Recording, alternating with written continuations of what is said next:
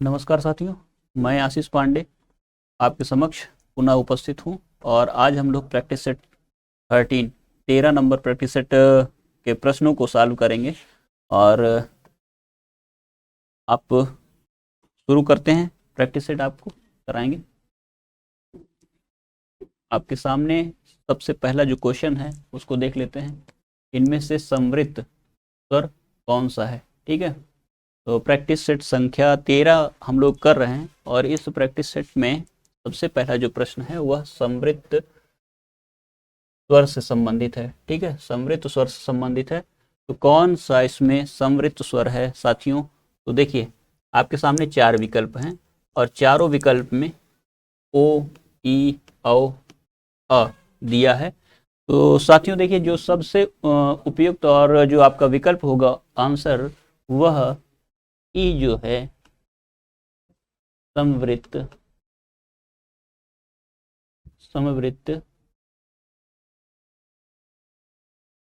स्वर। ठीक है, ई कौन सा? ई समवृत्त स्वर है। इसके अलावा जो ओ है, औ है, आ है, यह किस प्रकार के स्वर हैं इनको भी देख लेना हमें प्रासंगिक है। ठीक है, इसको भी हम लोग देख लेते हैं। तो देखिए साथियों, जो समृद्ध स्वर हैं इसमें ई तो है ही है, साथ में इसके देखिए तो जो ह्रस्व ई है यह भी समृद्ध है, उ और दीर्घ उ। ठीक है, यह भी क्या है? समृद्ध है। ठीक, इसके अलावा देखिए तो अर्ध समृद्ध कौन से हैं? अर्ध समृद्ध स्वर ए और ओ हैं। ठीक है, अर्ध समृद्ध कौन से हैं? अर्ध समृद्ध स्वर कौन से हैं? अर्ध समृद्ध स्वर को भी हम लोग जानते हैं, ए और ओ। ठीक है, ये क्या है? अर्ध समृद्ध स्वर है। ठीक, ई जो है आपका, ये तो समृद्ध है, साथ में देखिए तो जो कुल मिलाकर के देख लेते हैं कि ई या ई और उ या दीर्घ, ये क्या है? समृद्ध है। अर्ध समृद्ध स्वर कौन से हैं? ए और ओ। और देखिए इसके बाद क्या आता है? विवृत स्वर। विवृत स्वर कौन से हैं? तो विवृत जो है वह कौन सा स्वर है? आ। आ कैसा स्वर है? विवृत है। अर्ध विवृत स्वर कैसे हो, कौन से हैं? अर्ध विवृत, अर्ध विवृत स्वर कौन से हैं? साथियों देखिए, अर्ध विवृत जो स्वर हैं वह आपको ए और ओ,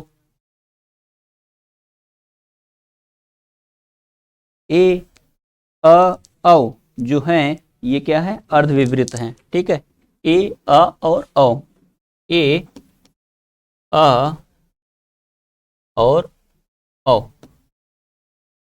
एक और अंग्रेजी से प्रचलन में है हिंदी में, ओ, और जिसका उच्चारण होता है तो वो क्या है? अर्ध विवृत है। तो देखिए, समवृत्त स्वर ई, दीर्घ ई, उ, दीर्घ उ, अर्ध समवृत्त ए, ओ, विवृत अ और अर्ध विवृत ए, अ, औ। ठीक है, तो इसको आपको याद रखना है। ठीक है, ये जीभ के आधार पे भी स्वर का विभाजन होता है, मांसपेशियों के आधार पे भी होता है स्वर।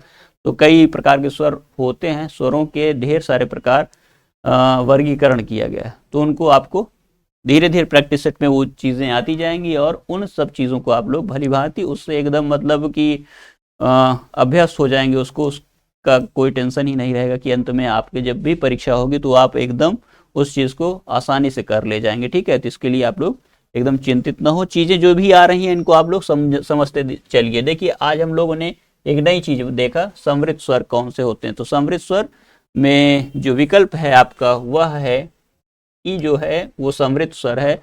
शेष ह्रस्व ई, ह्रस्व उ, दीर्घ उ भी समृद्ध स्वर होते हैं। ठीक है, आगे चलेंगे। देखिए, उसने मुझसे कहा, क्या? उसने मुझसे कहा मैंने एक मशीन खरीदी है। क्या कहा? मैंने आज एक मशीन खरीदी है। उसने मुझसे कहा वार्तालाप में, ठीक है। तो इसमें कौन सा जो विराम चिन्ह है उसकी कमी है या त्रुटि है, तो पहचान कर लेते हैं। इसमें देखिए उद्धरण चिन्ह तो लगा है, और यह कैसा उद्धरण चिन्ह है, यह दोहरा उद्धरण चिन्ह है। कौन सा उद्धरण चिन्ह है, दोहरा। और सिंगल इन्वर्टेड कामा भी होता है जिसको हम लोग क्या कहते हैं, इकहरा उद्धरण चिन्ह, और वह भी शीर्षक इत्यादि में लगाया जाता है उद्धरण चिन्ह। तो यहाँ पर देखिए साथी, तो आप देखेंगे उसने मुझसे कहा, इस वाक्य में क्या है, एक कामा होना चाहिए, और फिर ऊपर जो दोहरा लगा हुआ है उद्धरण चिन्ह, वो मैंने, ठीक है, मैंने आज एक मशीन खरीदी है, ठीक है।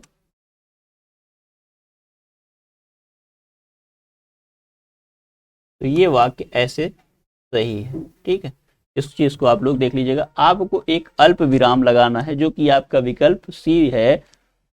यहाँ पर प्रश्न में जो दिया गया विकल्प है वो कौन सा विकल्प है, सी विकल्प। तो ये आपका सी विकल्प सही होगा, इसको टिक कर लेंगे, ठीक है। देखिए संज्ञा शब्द कावेरी का भेद है। कावेरी एक शब्द है इस प्रकार का शब्द, और इस कावेरी शब्द का कौन सा भेद है आपको बताना है। तो संज्ञा शब्द कावेरी का कौन सा भेद है आप लोग बताएंगे। व्यक्तिवाचक संज्ञा है, समूहवाचक संज्ञा है, जातिवाचक संज्ञा है, या भाववाचक संज्ञा है। साथियों आप जानते हैं कावेरी क्या है, व्यक्तिवाचक संज्ञा है, ठीक है। व्यक्तिवाचक संज्ञा है, किसी व्यक्ति के व्यक्तिगत नाम को जब हम लोग लेते हैं या उसको बुलाते हैं तो यह क्या है, किस प्रकार का संज्ञा होगा, व्यक्तिवाचक संज्ञा है, ठीक है। आपका विकल्प कौन सा सही हो जाएगा, विकल्प आपका सही होगा ए, ठीक है। साथियों देखिए, तो निम्नलिखित प्रश्न में 4 विकल्पों में से उस विकल्प का चयन करना है जो उत्तम पुरुष वाचक सर्वनाम शब्द का सबसे अच्छा विकल्प है, ठीक है। तो कौन सा आपको विकल्प दिया है जो कि उत्तम पुरुषवाचक सर्वनाम का हो, ठीक है।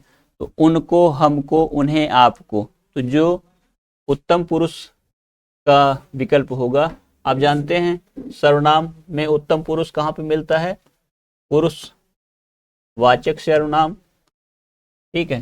पुरुषवाचक सर्वनाम में, ठीक है। पुरुषवाचक सर्वनाम में 3 प्रकार के सर्वनाम होते हैं। कौन कौन से, उत्तम पुरुष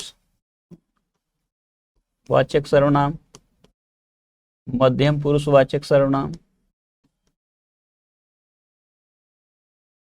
और अन्य पुरुषवाचक, ठीक है। अन्य पुरुष वाचक सर्वनाम, इसको आप लोग नोट कर लीजिएगा। तो यहां जो देखिए उत्तम पुरुष क्या होता है, मैं और हम।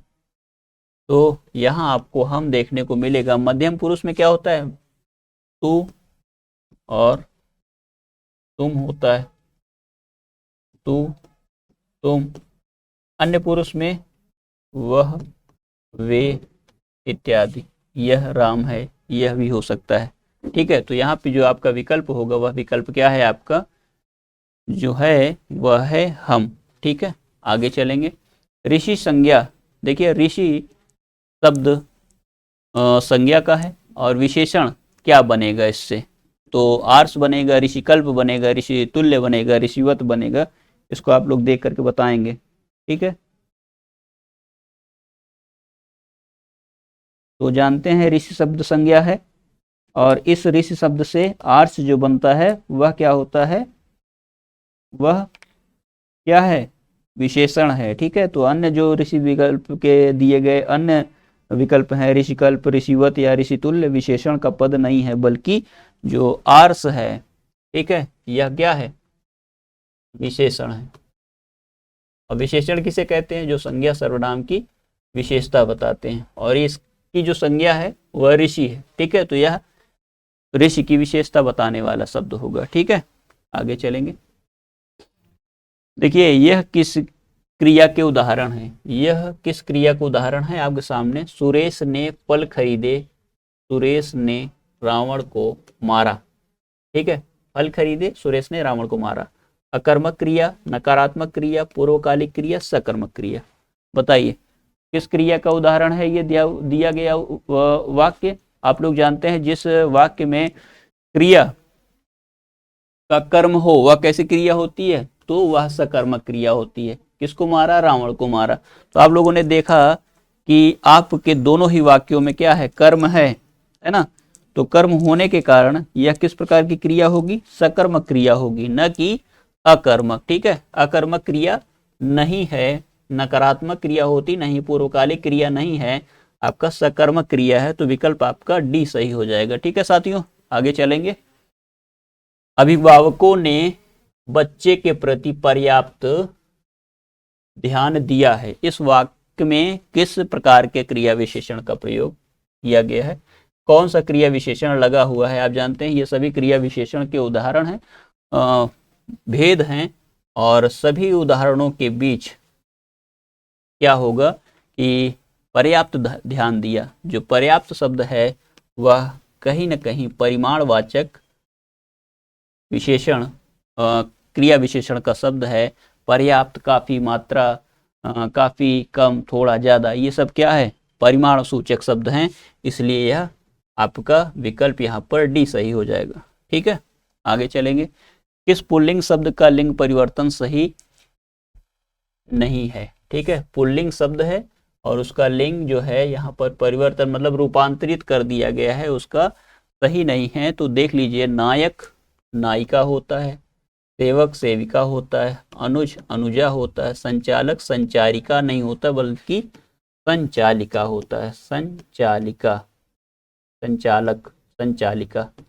ठीक है, इसी प्रकार से नेता नेत्री, अभिनेता अभिनेत्री इत्यादि होता है। ठीक है, संचालिका होगा। विकल्प आपका डी सही होना चाहिए। ठीक है,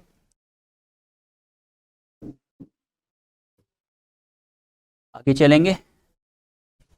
प्रयुक्त शब्दों में कौन सा शब्द एक वचन नहीं है? कौन सा? सत्य, दर्शन, व्यथा, वर्षा, व्यथा, सत्य, सभी क्या है? एक वचन में है, जबकि ये दर्शन है बहुवचन बोधक शब्द है। ठीक है, बहुवचन का शब्द है। और वचन कितने प्रकार के होते हैं? आप लोग जानते हैं वचन दो प्रकार के होते हैं। कौन कौन से होते हैं? हिंदी में दो प्रकार के वचन होते हैं। कौन कौन से?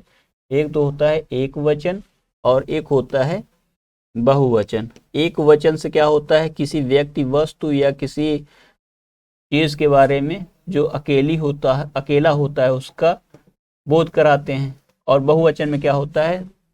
एक से अधिक होने पर, जिस किसी वस्तु व्यक्ति के बारे में एक से अधिक हो, उसकी संख्या अधिक हो, वह बताता है बहुवचन। ठीक है, तो यहाँ पे देखिए सदैव दर्शन शब्द जो होता है, दर्शन हो गया, प्राण हो गया, बाल हो गया, ये सदैव किसमें होते हैं? बहुवचन रूप होता है इसका। ठीक है, तो ध्यान में रखिएगा, इसको टिक भी कर लेंगे। ठीक है, दर्शन शब्द क्या है? बहुवचन बोधक शब्द है। ठीक, आगे चलेंगे। राम बाजार जा रहा है। ठीक है, वाक्य है आपके सामने, राम बाजार जा रहा है। संदिग्ध भूतकाल में रूपांतरण क्या होगा इसका? संदिग्ध भूतकाल में देखेंगे तो इसका रूपांतरण क्या हो सकता है साथियों? इसको आपको बताना है कौन सा रूपांतरण होगा संदिग्ध भूतकाल में। तो राम बाजार जाएगा, यह क्या है? भविष्यत काल का है। राम बाजार जाएगा भविष्यत काल का उदाहरण है। ठीक है, और राम बाजार गया था, यह क्या है? गया था पूर्ण भूतकाल। ठीक है, पूर्ण भूतकाल का उदाहरण है। शायद राम बाजार जाए। ठीक है, यह संदेह नहीं है, यह होगा आपका संदिग्ध भूतकाल का। शायद राम बाजार जाएगा, ये संदिग्ध भूतकाल का उदाहरण है। ध्यान से इसको नोट कर लीजिएगा, संदिग्ध भूतकाल का। तो विकल्प आपका कौन सा सही होगा? विकल्प आपका कौन सा सही है? डी विकल्प सही है। ठीक है, 10 में डी विकल्प आपका सही होगा। आप जानते हैं भूतकाल के कितने भेद होते हैं? भूतकाल के 6 भेद होते हैं, नोट कर लीजिएगा, याद रखिएगा। कभी कभी ऐसे ही प्रश्न पूछे जाते हैं। संधि के कितने भेद हैं? भूतकाल के कितने भेद हैं? 6 भेद हैं। वर्तमान काल के कितने भेद हैं? वर्तमान काल के कितने भेद होते हैं? वर्तमान काल के कितने भेद होते हैं? तो जानते हैं आप लोग वर्तमान काल के 5 भेद होते हैं। ठीक है, अच्छा, काल के कितने भेद होते हैं? काल कितने होते हैं हिंदी में? 3 काल होते हैं। कौन कौन से? वर्तमान काल कितने हैं? काल के भेद कितने हैं? काल के भेद तो आप जानते हैं काल के कितने भेद हैं? 3 भेद हैं। ठीक है, 3 भेद हैं। कौन कौन से हैं? वर्तमान काल, भूतकाल, भविष्य काल। ठीक है, ऐसे वाच्य कितने होते हैं? 3 प्रकार के। ठीक है, तो इन सब चीजों को भी आप याद रखिएगा। सर्वनाम कितने हैं? 6 हैं। ठीक है, उसके अलावा बताइए कारक कितने हैं? 8 हैं। तो ये सब चीजें भी आपको याद होनी चाहिए, याद होनी चाहिए मतलब छोटी छोटी चीजें। सर्दी में उससे काम नहीं किया जाता, इस वाक्य में वाच्य का कौन सा प्रकार है? कर्मवाच्य है। क्या नहीं किया जाता? काम नहीं किया जाता। ठीक है, तो वो कर्मवाच्य है, भाववाच्य है, नहीं किया जाता, उससे क्या नहीं किया जाता? काम नहीं किया जाता। तो देखिए साथियों, आप भाववाच्य है इसमें, कर्मवाच्य है, कर्तृवाच्य में। ठीक है,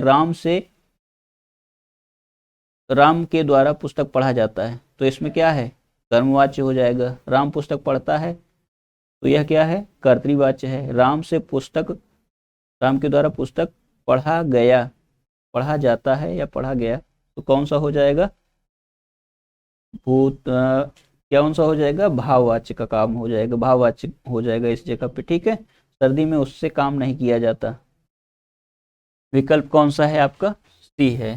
तो इस विकल्प को आप लोग इंडिकेट कर लेंगे। ठीक है, आगे चलेंगे।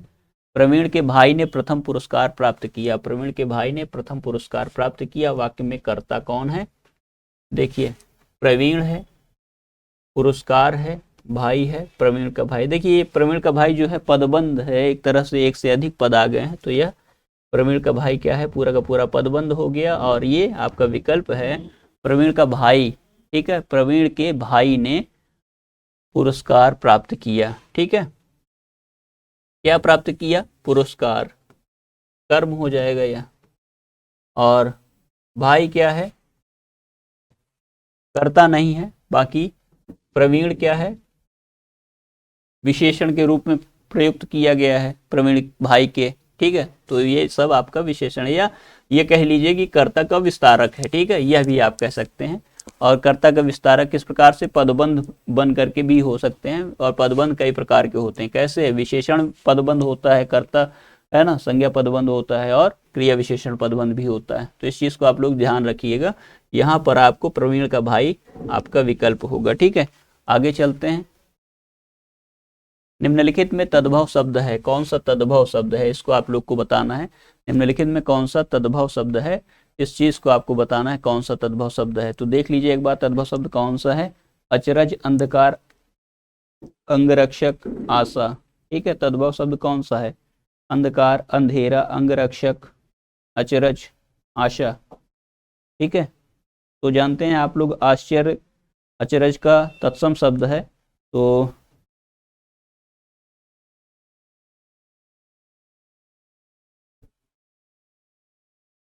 ठीक है, अचरज क्या है? तत्सम शब्द और तद्भव। देखिए तद्भव तत्सम में, तो अचरज, तत्सम क्या है इसका? आश्चर्य, तद्भव अचरज। और अंधकार,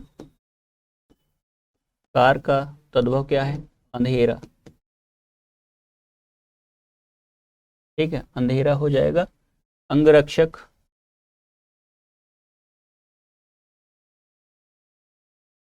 अंगरखा, ठीक है। और आशा का जो तद्भव शब्द होगा वो क्या होगा, आस। तो चीज़ों को ध्यान से देखते रहिए, सीखते रहिए, पढ़ते रहिए और आनंद चीज़ों का लेते रहिए, ठीक है। आगे चलते हैं। आगे जो विकल्प दिया है तो आपका इसमें आश्चर्य हो जाएगा, ठीक है। आश्चर्य आपका आंसर है। आगे चलेंगे। दिए गए शब्द का उपसर्ग ज्ञात कीजिए। देखिए इसमें एक उपसर्ग पूछा गया है और कौन सा उपसर्ग होगा इसको आपको बताना है, ठीक है। उपसर्ग कौन सा है साथियों, कौन सा उपसर्ग हो सकता है यहाँ पर, देखिए दिए गए शब्द में उपसर्ग बताना है। तो उपसर्ग कौन सा होगा, अधोमुखी एक शब्द है और अधोमुखी में कौन सा उपसर्ग लगा है, इस उपसर्ग को आपको बताना है। तो कौन सा उपसर्ग हो सकता है, देखिए तो ध्यान से देखेंगे तो आपको समझ में आ जाएगा कि अध तो नहीं है, अतः भी नहीं है, अधो और अधः। तो साथियों जैसे विसर्ग होता है तो विसर्ग का क्या होता है, ओ हो जाता है। तो ये विसर्ग वाला जो आपका विकल्प है यह सही होगा, न कि अधो, ठीक है। तो अधो, अधा ही संस्कृत का उपसर्ग है, अधा लगाएंगे, ठीक है। तो इसमें अधमुखी हो जाएगा, ठीक। कौन सा उपसर्ग है, अध, अधा उपसर्ग है, ठीक। आगे चलेंगे। सरल क्वेश्चन है, टिक कर लीजिएगा इसको। निम्नलिखित शब्द का प्रत्यय ज्ञात कीजिए। कोई शब्द है आपके सामने डिबिया और इसमें प्रत्यय लगा है कौन सा, बी, ई, आया, डी। तो या जो प्रत्यय है यह लगा है। प्रत्यय क्या होते हैं, शब्दांश होते हैं और अंत में लगते हैं मूल शब्द के, ठीक है। तो डिब्बी एक शब्द है, डिब्बी में डिबिया या प्रत्यय लगा दिया तो डिबिया बन गया, ठीक है। उसको आप लोग विकल्प कौन सा टिक करेंगे, बी विकल्प। आसान सा क्वेश्चन है, प्रत्यय बताना है। अल्प का विलोम शब्द क्या होता है, अल्प का मतलब क्या होता है, थोड़ा। अति का मतलब क्या होता है, ज्यादा। अल्प, अति, ठीक है। अल्प का विलोम क्या होगा, अति। अति का विलोम क्या होगा, अल्प। अल्प का विलोम क्या है, अति।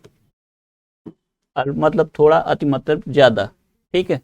तो आपका जो विकल्प है यहाँ पर अति आपका सही विकल्प होगा, ठीक है।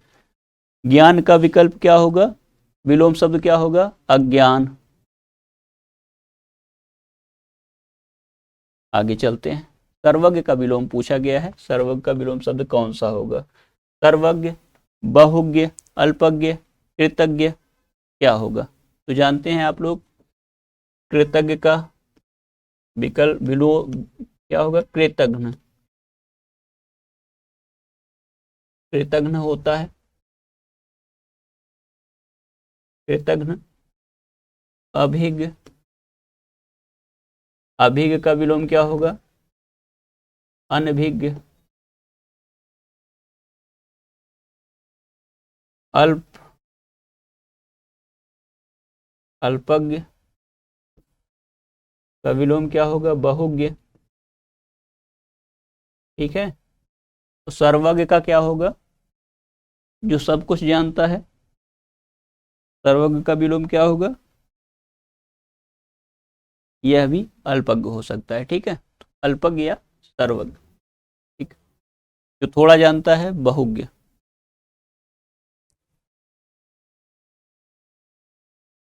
आगे चलेंगे।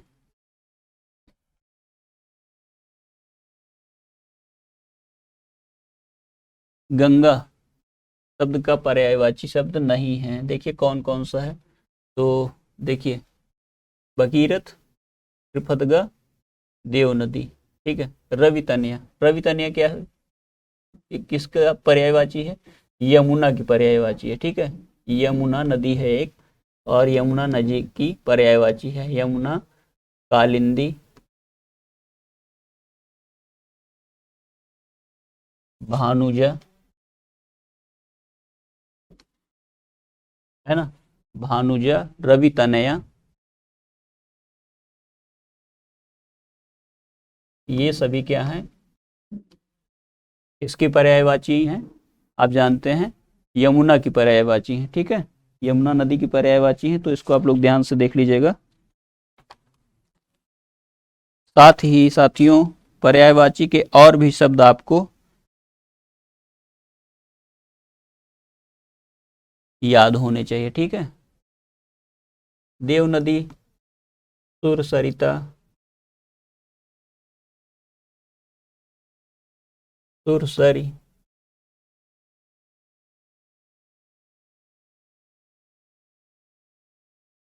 नदीश्वरी,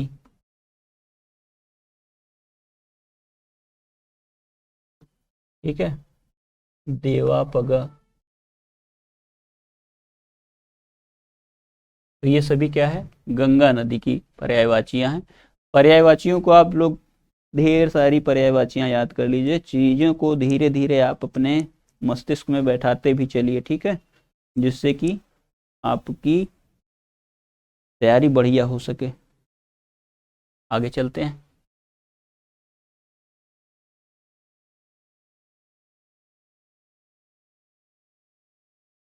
देह का पर्यायवाची नहीं है। देखिए, देह एक शब्द है, उसका पर्यायवाची नहीं है। कौन सा? काया, शरीर, तन। तो सभी काया, शरीर, तन, और क्या होता है, गात्र भी होता है, ठीक है, ये तो होता ही है। और गात्र के अलावा क्या होगा, ढेर सारी पर्यायवाचियां हो सकती हैं। लता क्या है? लता एक अलग सा शब्द है, लता का पर्यायवाची यहाँ पर नहीं दिया है, ठीक है। तो ये विकल्प आपका सही होगा 19 का डी में। देख लेंगे आप लोग, 19 का डी सही होगा, देह का पर्यायवाची शब्द नहीं है, ठीक।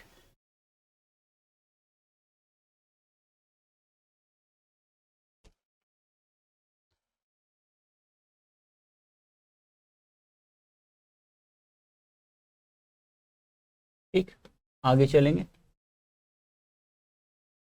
निम्नलिखित में से कौन सा हंस की जगह शब्द प्रयुक्त नहीं किया जा सकता? तो देखिए, सूर्य, योगी, श्वेत, अमृत, 4 शब्द दिए हैं, और इन सभी में कौन सा शब्द ऐसा है कि हंस की जगह प्रयुक्त नहीं किया जा सकता? तो साथियों, जानते हैं आप लोग, हंस जो शब्द है यह अमृत की जगह प्रयुक्त नहीं किया जा सकता, ठीक है, बाकी सभी जगह पर प्रयुक्त किया जा सकता है। ये विकल्प आपका सही आपके आंसर के हिसाब से है, और यहाँ पे हंस सभी जगह प्रयोग किया जा सकता है।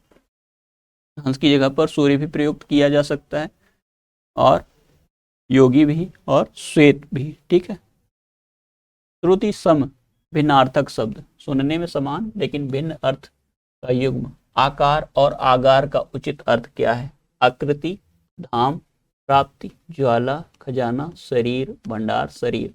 साथियों देखिए, आकार, आकार का मतलब क्या होता है? आकृति, और आगार का मतलब क्या होता है? धाम, ठीक है।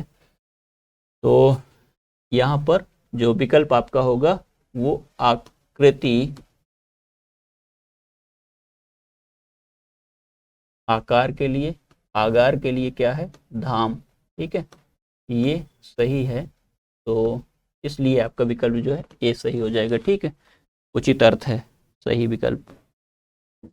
देखिए 22 है क्वेश्चन नंबर, अंडे से जन्म लेने वाला क्या कहलाता है? वाक्यांश है ये, और एक शब्द इसके लिए देना है। कौन सा शब्द होगा? जल में उत्पन्न होने वाला, जल में, जल से उत्पन्न होने वाले के लिए क्या है?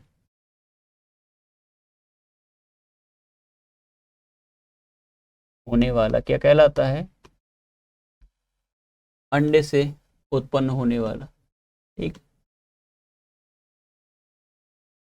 या जन्म लेने वाला।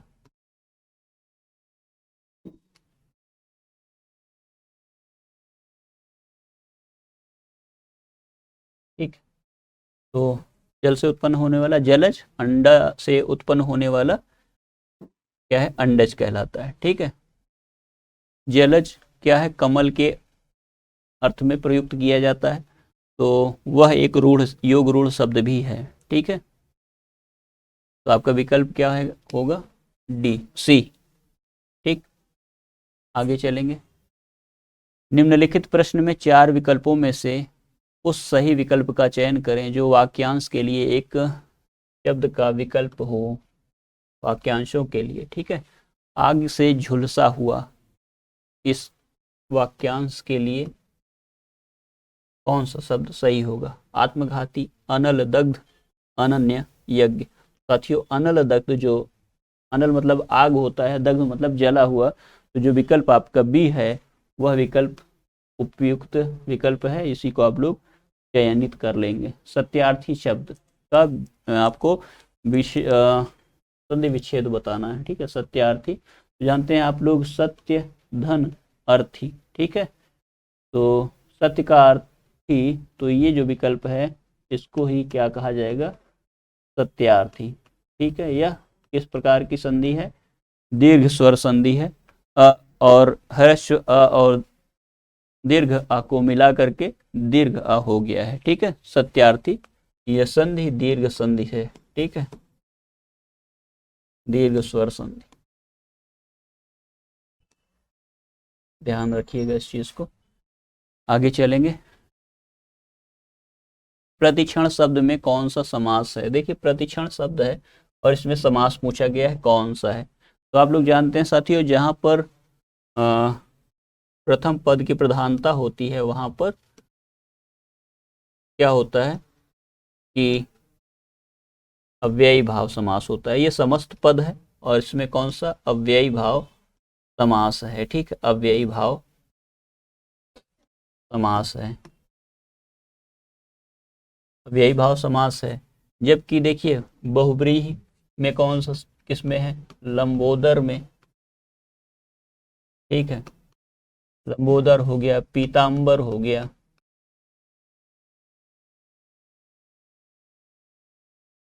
चतुर्मुख हो गया, ये सभी क्या है, बहुब्रीहि के उदाहरण है। दशानन हो गया, ठीक है, यथाशक्ति हो गया,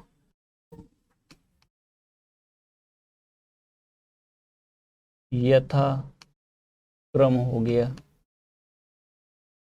प्रतिदिन हो गया,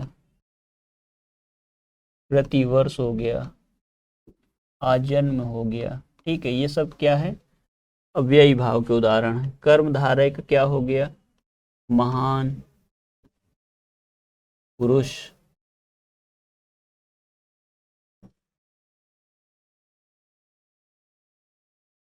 नील कमल, श्वेतांबर,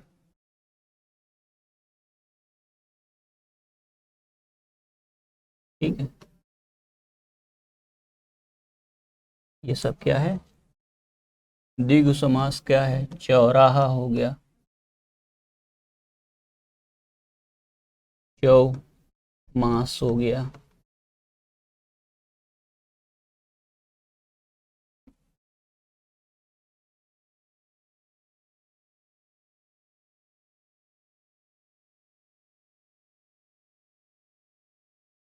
त्रिकोण हो गया, ठीक है, तिराहा हो गया।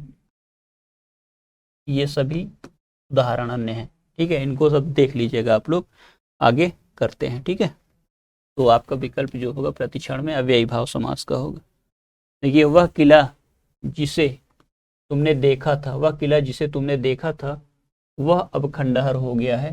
तो प्रस्तुत वाक्य में कौन सा भाग गलत है साथियों। देखिए वह अब खंडहर हो गया है, तो इसको इस प्रकार से भी कर सकते हैं, वह किला जिसे, साथियों कैसे करेंगे, वह किला जिसे तुमने देखा था खंडहर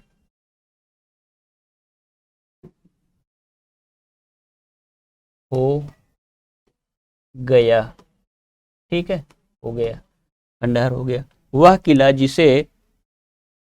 जिसे तुमने देखा था खंडहर हो गया। अब यहाँ पर देखिए वह अब खंडहर हो गया, इसका कोई औचित्य बनता नहीं था, अधिक शब्द हो जा रहे थे।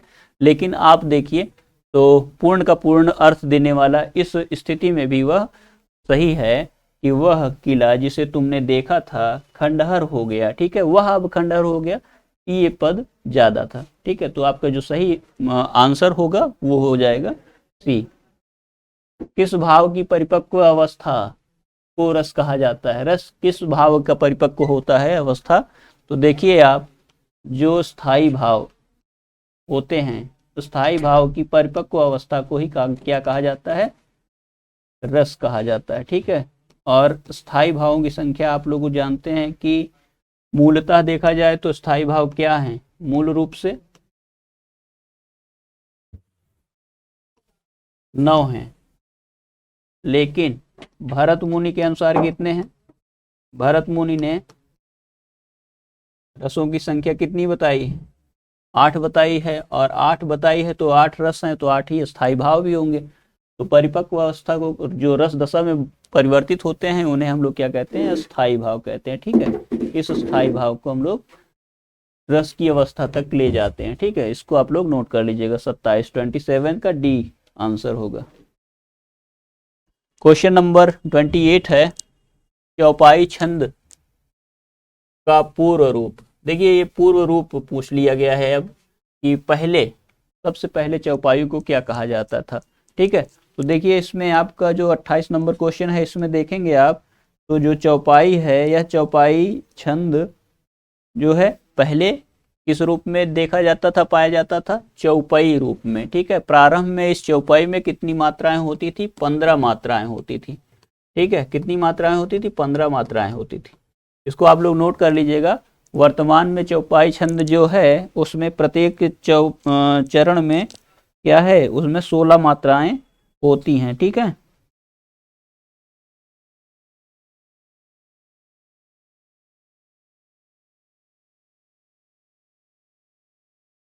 इसको आप लोग नोट कर लेंगे। साथ ही अरिल, जो कि अडिल के नाम से जाना जाता था प्रारंभ में, उसमें भी 16 मात्राएं होती हैं। और पद्धर, जिसमें पद्धटिका लिखा है, पद्धड़िया जिसको कहते हैं, पद्धरी एक छंद है, उसमें भी 16 मात्राएं होती थी। ठीक है, तो ये चौपाई का पूर्व रूप कौन सा है? चौपाई। ठीक है, इसमें 15 मात्राएं होती थी। वर्तमान में जो चौपाई छंद है उसमें 16 मात्राएं होती हैं, 4 चरण होते हैं, सममात्रिक छंद है। ठीक है, आगे चलेंगे।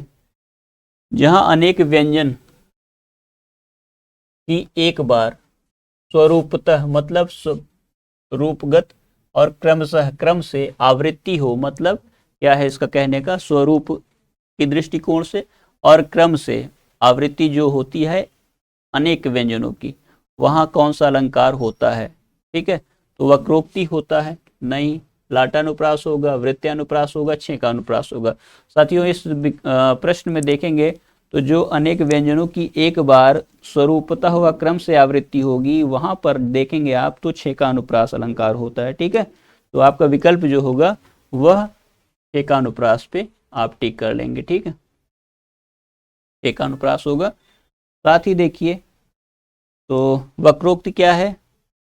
जब कभी कोई भी बात घुमा फिरा के कही जाती है तो वहां पर वक्रोक्ति अलंकार होता है। ठीक है,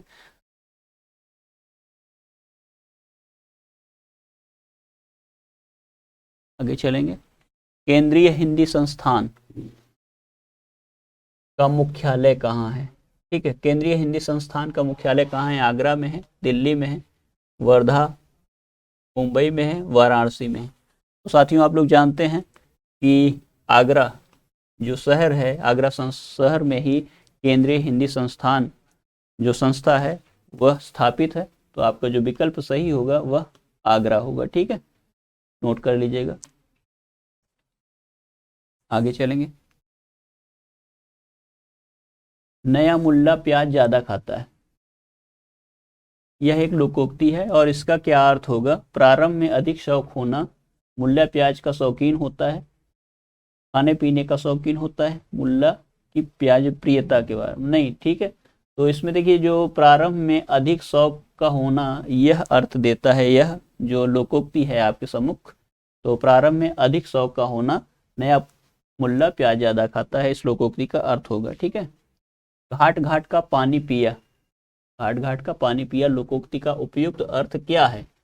तो अनेक क्षेत्रों का अनुभव, जीवन में स्थिरता का अभाव, दर दर भटकना, परोपकार के लिए यहाँ वहाँ घूमना। तो साथियों देखिए, जो दर दर भटकता है या घाट घाट का पानी पीता है उसको अनुभव ज़्यादा होगा। ठीक है, अनेक क्षेत्रों का अनुभव ज़्यादा होगा। तो आप देखेंगे कि इसमें जो आपका विकल्प होगा अनेक क्षेत्रों का अनुभव होगा, ठीक है, हर चीज की जानकारी होगी उसे। भक्ति आंदोलन को इनमें से किस विद्वान ने इस्लामी आक्रमण की प्रतिक्रिया कहा है, ठीक है, तो आपके समक्ष क्वेश्चन है प्रतिक्रिया किसने कहा है, आक्रमण जो हुए इस्लामी उसकी प्रतिक्रिया क्या हुई कि भक्ति आंदोलन का जन्म हुआ। तो यह जो कथन है यह कथन आचार्य रामचंद्र शुक्ल जी का है और यह मान्यता भी उन्हीं की है कि इस्लामी आक्रमण की प्रतिक्रिया के कारण ही भक्ति आंदोलन का उदय हुआ था, ठीक है। ये जो विचार हैं रामचंद्र शुक्ल के हैं, इसको आप लोग टिक कर लीजिएगा। जबकि हजारी प्रसाद द्विवेदी इन विचारों का खंडन करते हुए कहते हैं कि साधारण रूप से जो आदिकाल हुआ, भक्ति काल का आगमन हुआ या रीति काल का आगमन हुआ वो स्वभावगत था, न कि किसी की प्रतिक्रिया थी, ठीक है। आगे चलेंगे। देखिए पैसेज है एक और पैसेज को पढ़ करके आपको आंसर देना है क्वेश्चन के, ठीक है। तो क्वेश्चन से पहले हम लोग पैसेज को पढ़ लेते हैं। केवल वही व्यक्ति सबकी उपेक्षा उत्तम रूप से कार्य करता है जो पूर्णतया निस्वार्थी है, जिसे न तो धन की लालसा है, न कीर्ति की और न किसी अन्य वस्तु की। और मनुष्य जब ऐसा करने में समर्थ हो जाएगा तो वह भी एक बुद्ध बन जाएगा, ठीक है। उसके भीतर से ऐसी शक्ति प्रकट होगी जो संसार की अवस्था को संपूर्ण रूप से परिवर्तित कर सकती है। देखिए पैसेज है और पैसेज में आपको पढ़ लिया पैसेज के उपरांत जो दिया हुआ पहला प्रश्न है उसको देख लेते हैं। कैसा मनुष्य बुद्ध बन सकता है, कौन सा मनुष्य है जो बुद्ध बन सकता है। तो देखिए इसमें देखेंगे आप तो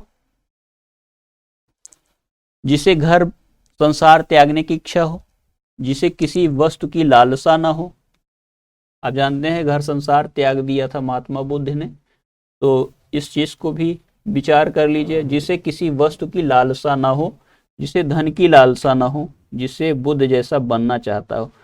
तो ठीक है, आप इस पैसेज के आधार पर देखेंगे तो आपको यह देख करके इस प्रश्न पे जो आंसर है वह विकल्प आपका बी सही होगा, क्योंकि जिस भी व्यक्ति के अंदर किसी भी वस्तु की लालसा नहीं होगी वही व्यक्ति क्या है, बुद्ध बनना चाहेगा, ठीक है। आगे चलेंगे तो 34 में जो क्वेश्चन का आंसर होगा वह आपका बी होगा, ठीक है। 34 का बी आप टिक कर लीजिए। कैसा व्यक्ति श्रेष्ठ कार्य कर सकता है, कैसा व्यक्ति श्रेष्ठ कार्य कर सकता है, जो सक्षम हो, जो सबल हो, जिसमें दया हो, जिसमें स्वार्थ नहीं हो। तो श्रेष्ठ कार्य करने वाला व्यक्ति निस्वार्थी होना चाहिए, ठीक है, परमार्थी हो तभी वह कार्य कर सकता है। तो आप कौन सा टिक करेंगे, आप विकल्प डी सही करेंगे, जिसमें स्वार्थ नहीं हो, ठीक है। गद्यांश में किसको परिवर्तित करने की चर्चा की गई है। जो गद्यांश आपने पढ़ा उसमें किस चीज को परिवर्तित करने की चर्चा की गई है, विश्व को परिवर्तित करने की, समाज को परिवर्तित करने की, व्यक्ति को परिवर्तित करने की, कार्यों को करने की। देखिए संसार वहां पर पैसेज में एक शब्द आया है और संसार का जो पर्यायवाची शब्द होता है वह है विश्व, ठीक है। तो यहाँ पर जो विश्व है, विश्व को क्या कहेंगे हम लोग, विश्व को परिवर्तित करने के लिए बात कही गई है इस पैसेज में, ठीक है। तो ध्यान रखेंगे इस चीज का। हम लोग 36 नंबर प्रश्न कर रहे हैं, 36 में आपको पहला ही विकल्प सही है, ठीक है। आगे करेंगे 37 नंबर प्रश्न। बुद्धत्व की प्राप्ति पर किसके प्रकटन की चर्चा की गई है, ठीक है। बुद्धत्व की प्राप्ति पर किसके प्रकटन की चर्चा की गई है। संसार की अवस्था को यथावत बनाने की शक्ति, व्यक्तियों के उन्नयन की शक्ति, संसार को परिवर्तित करने की शक्ति, व्यक्तियों की लालसा भोग विलास के समापन की शक्ति। तो किस चीज की यहाँ पर प्रकटन की चर्चा की गई है। तो साथियों देखिए इसमें संसार को परिवर्तित करने की शक्ति, ठीक है। बुद्धत्व जब प्राप्त हो जाएगा तो संसार क्या है, परिवर्तित हो जाएगा, ठीक। तो आपका जो विकल्प होगा वह विकल्प कौन सा सही है, 37 का सी सही होगा, ठीक है। तो आप लोग 37 का सी टिक कर लेंगे, ठीक है।